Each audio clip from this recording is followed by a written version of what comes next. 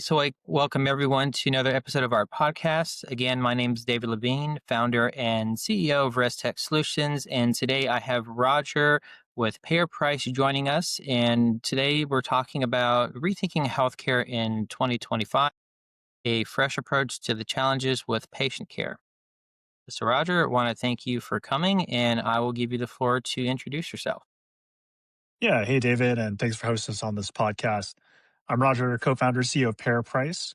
We're a small software company focused on building power tools for price transparency.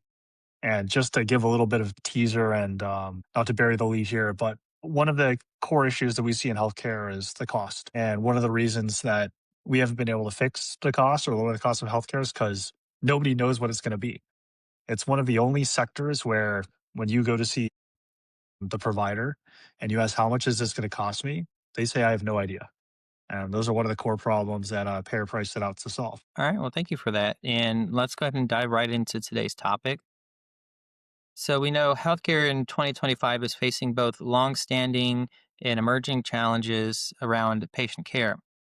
From your perspective, what's the biggest shift needed to rethink how care is delivered and paid for? Yeah. And actually, as of this taping, October 15th in 2025, I think currently the US government is shut down literally over this issue, which is the cost of healthcare. According to some of the public statements from our representatives, premiums will increase by as much as 50 to 100% for many folks who are currently buying healthcare through the Affordable Care Act exchanges. I was recently at a conference for healthcare executives, and within that group, all of their practices had received premium increases from the insurers of 20 to 25%. So even the doctors, when they're buying their own health insurance, they're seeing price increases of 20 to 25%. And that is an environment where I don't know how you feel about it, David, but I don't think anybody in the US has ever felt healthcare insurance or healthcare was cheap. So to have some of the most expensive healthcare in the world and its costs go up, I think is surprising to a lot of people. And, in my past life, I used to lead product at Tableau Software. And we had a saying, which is you can't manage what you can't measure. And again, like I said at the intro, nobody knows what the cost of healthcare is going to be except the health insurer. And so for all the other stakeholders, be that the providers or the patients, how can we think about cost and pricing and efficiency when we're missing the key variable here, which is price, right? And so as I think about one of the hardest problems in healthcare, which is that every patient, they want more care, they want better care, they want more convenient care, and they want all of that at a price point that's affordable to the average American citizen. I think right now affordability is actually one of the biggest challenges that we're dealing with. And we need more transparency. Everybody's got to understand what it's going to cost, and we're going to try and fix this thing. You make a great point, and this actually reminds me of a recent conversation I actually had with a provider. He kind of brought this up. So what is kind of your take on this? Because I know I've heard a lot that it's the insurance companies that are really making healthcare so expensive. So what do you say or think about that? And especially knowing there are a lot of providers that are now just cutting them out entirely and just doing direct pay. Yeah. I work with a lot of providers, and I've worked with a lot of patients, and I don't think I've met so many providers who are really swimming in cash. I don't think I've ever met a patient who said, "Oh, look at my medical bill and how cheap this procedure was," right? But every quarter, if you go and read the earnings statements for United, Cigna, and Aetna, they're making billions of dollars in profit. United Healthcare, despite some of its recent stock price challenges, has been one of the best performing stocks of the last 15 years, right? And their investors expect them to return 15% more profit a year. And we work with a number of providers who would kill to get a 15% price increase per year, right? But what we see is that premiums are going up every single year. The health insurers do have some pretty robust profitability in stock prices, but we're not seeing that translate into more efficient or better or higher quality or convenient care for patients yet. So I do think I'm not laying all the challenges at the feet of the health insurers or the payers here. But one thing I do think is for sure is that if you look at the consolidation of the market, they absolutely are the most concentrated of the stakeholders, right? There's a pretty big diversification on the provider side. Of course, everybody's a patient, but there are really four or five national health insurers. that are controlling and managing the network of care. And certainly from that position of concentration, they're extracting superior economics. Well, I appreciate the insight. Let's transition. Let's talk a little bit more about your business, PayerPrice. I know you gave us some information in the intro, but can you give us a little more of a snapshot of what you do and how you're helping to transform healthcare payments? Yeah, absolutely. So around 2020, there was a new law that was passed that at a very high level, it's a very large bit of legislation. This law required two things. The first is that the hospitals publish their charge masters and just tell everybody what they're at least charging for care. And the second half of the law required insurance plans to disclose how much they're going to pay providers for care. In our industry, we call this the negotiated rate, the in network allowable. We can think of it super simply as the price of care. Okay. Now, the challenge is that the way the legislation was written, this data is dumped by both the hospitals and the health insurers into the open web. How much data, by our estimate, is about 3 petabytes per month. I know, David, you're super technical, so you know what that means. But for everybody else, that's like several times bigger than the entire catalog of Netflix. It's like 300 million hours of music. If you took a base 256 gigabyte iPhone Pro, it'd be 2,000 of those, right? It's a lot of data that is just getting dumped out there. But if David wanted to go and search for how much is an x ray at my local hospital, like you don't want to go pouring through several petabytes of data to get that answer. And so the way that we put it, PayerPrice is building power tools for price transparency. We're taking all that data that's getting dumped to the open internet. We're building tools on top so that anybody can search through and instantly access this data. We're building these tools to serve all stakeholders. So right now, one of the core constituents we're serving is providers. They're pulling that information to understand where they stand in the market. The most common question we get asked by a provider is, what is my own fee schedule? Like, how much am I supposed to be charging patients, or how much should I expect to receive when I see a patient? So, on the billing side, David, to your question of like, how are we changing this? One of the first ways we're changing is we want to make sure you're getting the right bill. And so the providers need to submit those accurately and correctly so they're getting the right amount and you're receiving the right invoice.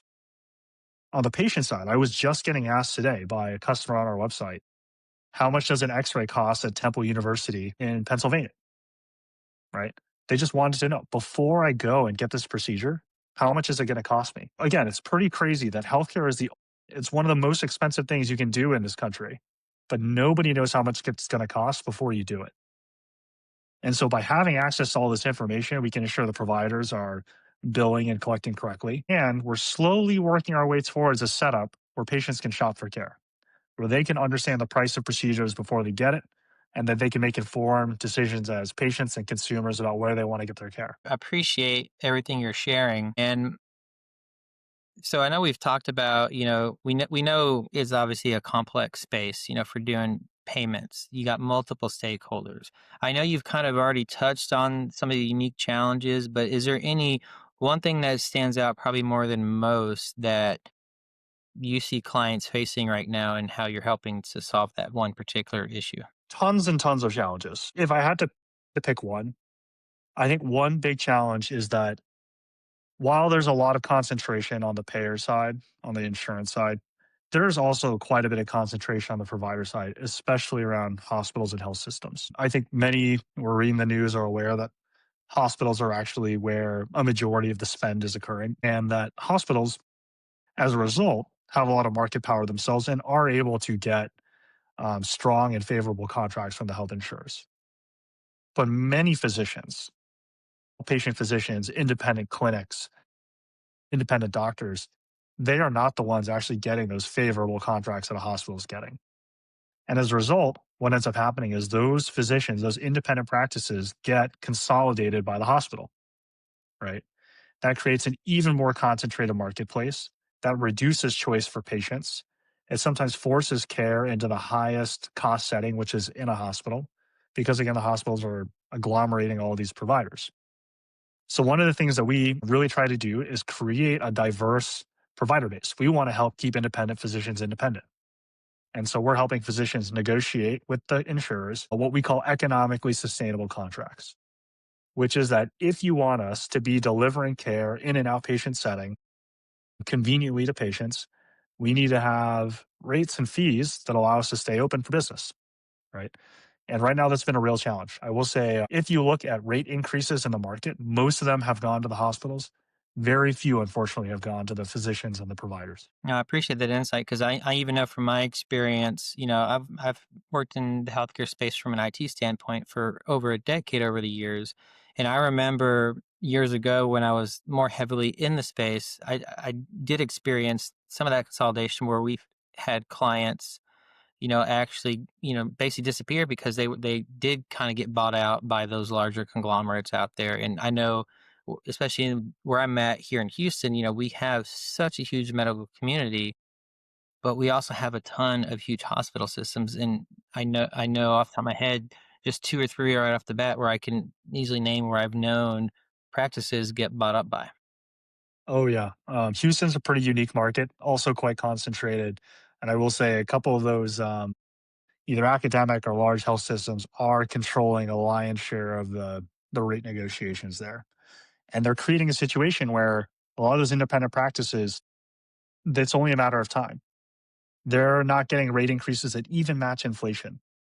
And over time, they will have to give up their independence to, continue to practice medicine. And I know I touched on this a little bit and maybe not quite the area you focus, but I've also seen, I think probably partly because of this going on, an increase in the number of practices either converting or opening up as a direct primary care where again they're not even touching the insurance.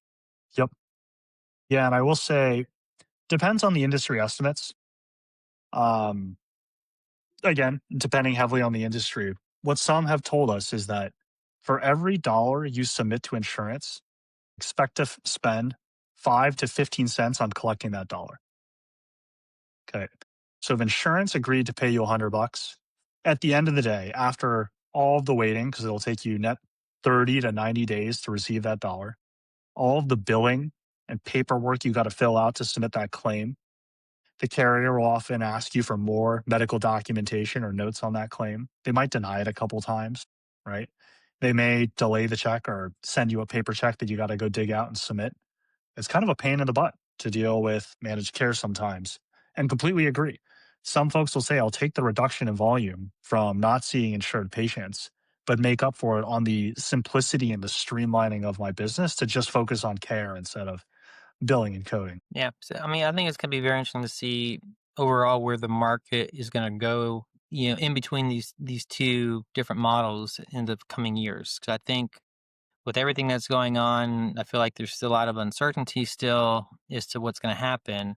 This is something I'm very curious to see. Ultimately, what are we going to see from a patient standpoint moving forward?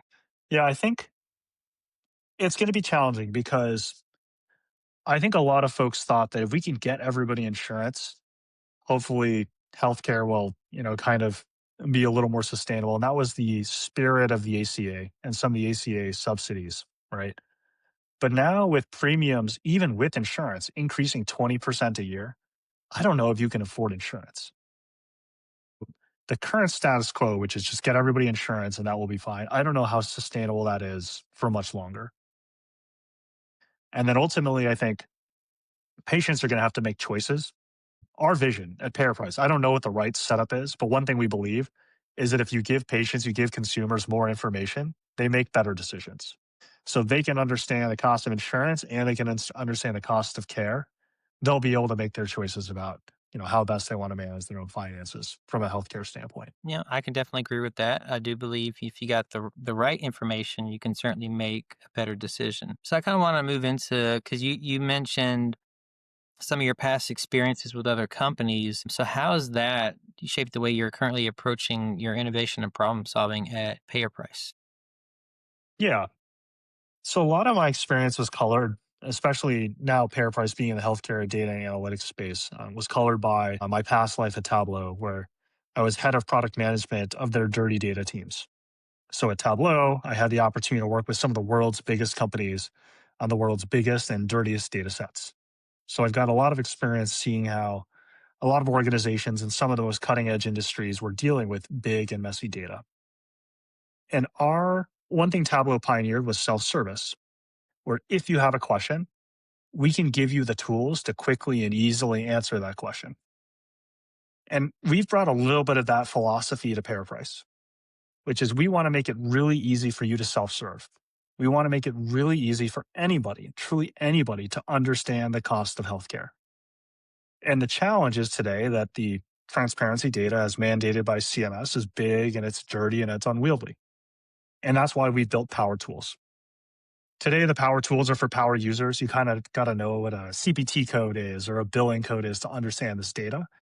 I think this is where we're really, really excited about AI. Or pretty soon, David's going to be able to ask, how much is an x ray? And the AI can translate that into from natural patient language into the very coding and billing specific language that today providers and insurers are using. So the business journey to this point has been about building tools for self service. Today, they're power tools, they're for power users. But over time, as we kind of layer on our technologies, they'll become hand tools so that everyday users can quickly and easily get access to this information and ask and answer all their questions themselves. Appreciate that. I think, yes, it's definitely going to be a great tool.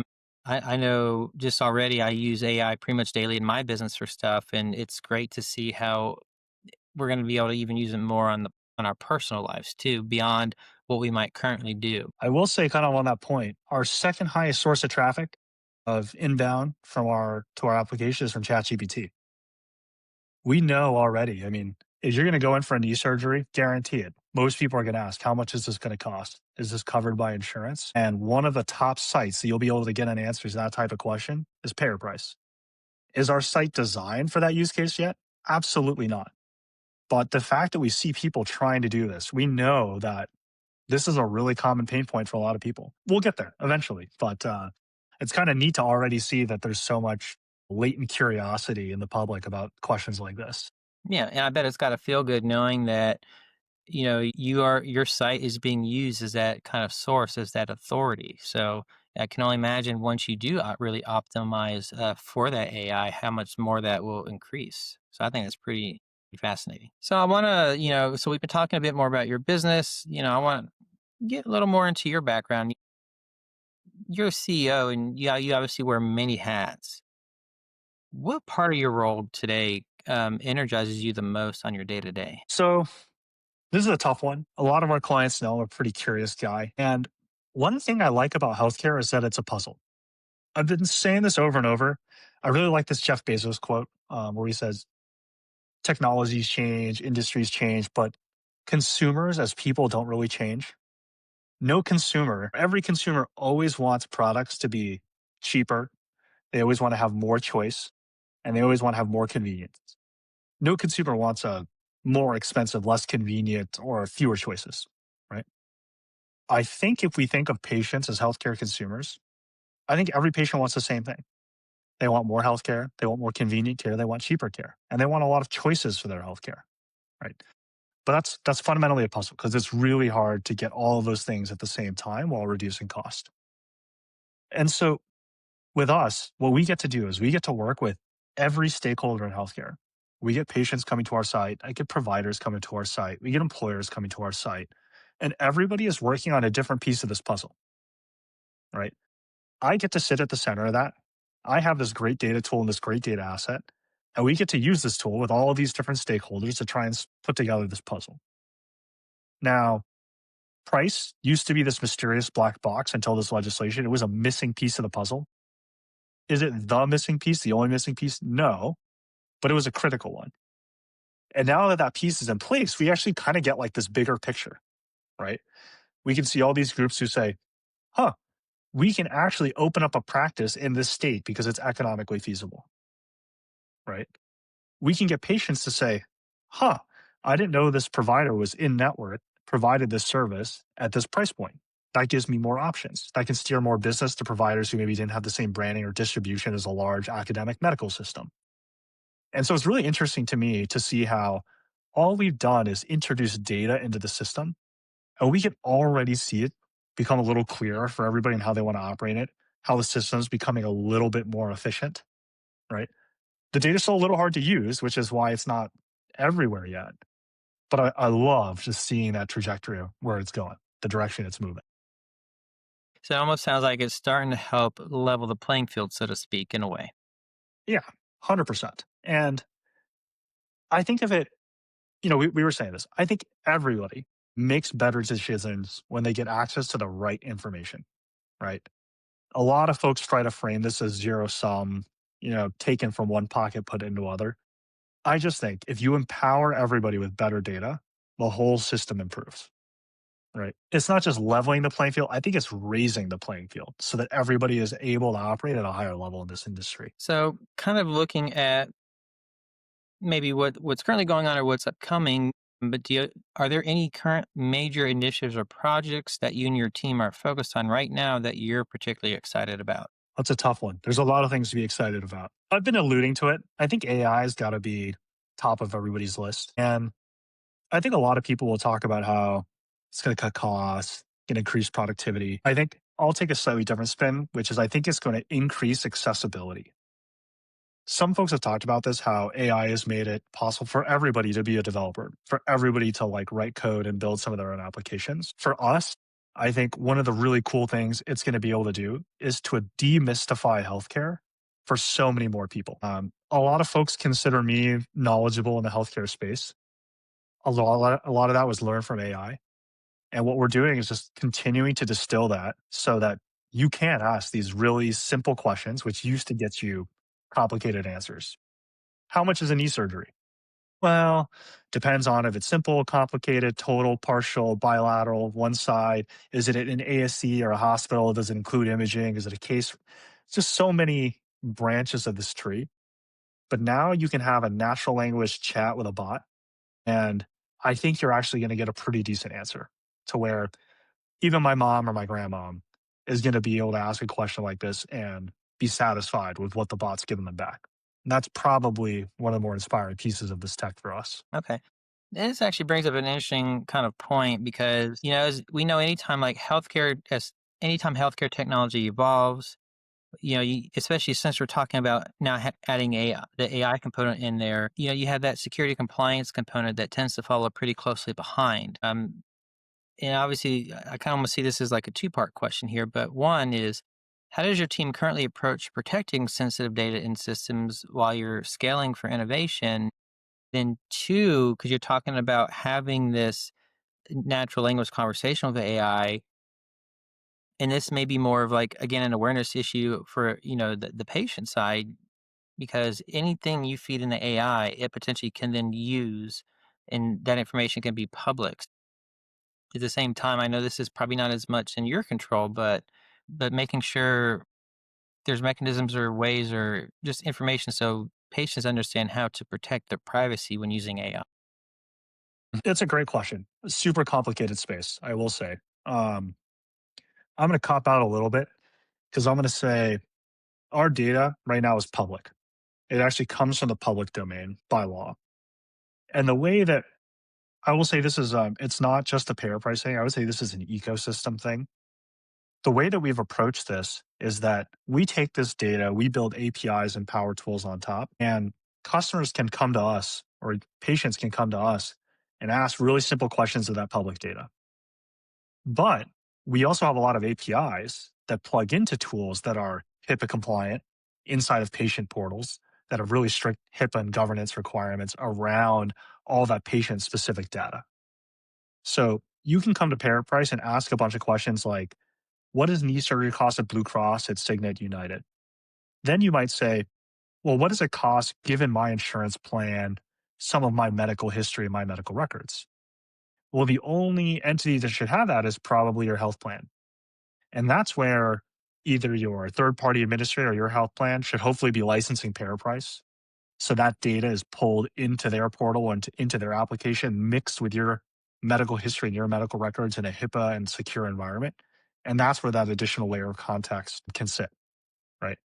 And so I don't think any one provider is going to solve the privacy or security question, but we can kind of operate in this a little more simply because we're all working on public data and we're feeding that data into systems that have a higher level of security, compliance, and privacy. That's a good point because no, I don't expect any one provider will. but I think it's always an important question to ask, especially with what AI can do and how public that data usually is. But also, there's still a lot of people I know that don't truly understand the way it operates, and I partially ask these questions so they can hear and understand when they're using these tools to be mindful and understand what's happening with this information and where is it being pulled in or accessed or manipulated, which I think is very key to make sure, because the last thing you want is for someone to do something and maybe not realize where that data actually went. And if something happens, you don't necessarily want to be the one getting the blame. And I mean, that's just kind of one scenario. But again, I always ask these questions more from an educational standpoint, because I'm hoping, these videos are going to be reaching an audience, and not just to provide more information about your entity and what they do, but at the same time that we can both educate and, again, as you say, bring everybody up and raise that playing field. Yeah, yeah, yeah, absolutely. And I mean, to your point, it's crazy times. Like all of this HIPAA legislation, privacy legislation was concocted pre-chat, right? I don't think anybody expected that customers would be revealing so much about themselves, their privacy, et cetera, into these bots. And definitely, I don't think there's a broad understanding of that a lot of that data is kept in pseudo public domains. Well, and so based on what you had also just kind of told me on the last question, since even though most of your data is you're working with public, and yes, you have kind of ties to other systems, but do you ever feel like you have the cybersecurity and compliance challenges that potentially do slow down your ability to innovate? Or because, again, everything's mostly public and you're connecting through APIs and stuff, that it's not really been a hindrance or a roadblock? In general, it hasn't been a roadblock, but look, I think we do ultimately want to be able to take in more types of data so that we can provide more value to all of our stakeholders, right? And the fact that we don't today simplifies the business, but also limits the business. So certainly we would love to be able to take in PII, HIPAA related data and not have that be an enormous pain in the butt from a technical or execution point of view or a compliance point of view. But that's not easy. And so certainly we would work with partners like you and others to build up those systems on the roadmap. Not there yet. I can appreciate that. And always great to hear, kind of the forward approach that companies like yours have to wanting to be able to do more and understand those challenges and being very mindful of the additional privacy and concerns and the risks that that would entail with having that, PII, PHI and stuff. But with that, I wanted to see if you had any final thoughts or questions you'd like to leave with. No, I think I will say healthcare is a really big problem, and everybody is always looking for a simple fix or a pill like Ozempic, maybe to make all of our healthcare problems go away. There's no silver bullet, I would say. And so at this point, just having been in the space for a couple of years now, what I would advocate for is things that probably everybody would agree on. And I think most folks would agree on principles like transparency. I don't think it hurts anybody to have more information out there in the public domain. I think, again, it doesn't level a playing field. I think it just strictly raises everybody's game. And so for the voting public out there, I would implore you to talk to your legislators and ask for just more data, more public, transparent information. And hopefully we can all collectively look at reality, look at the truth, and make better decisions for it. Roger, I appreciate you coming on, sharing your just some valuable knowledge and information with us here today. For anyone who'd like to know more, please check out the description below the video. We'll have ways you can get in touch with Roger and his company, PayerPrice, if you are looking for more information in this area. Cool. Thanks for hosting. Great to chat. All right. Thank you.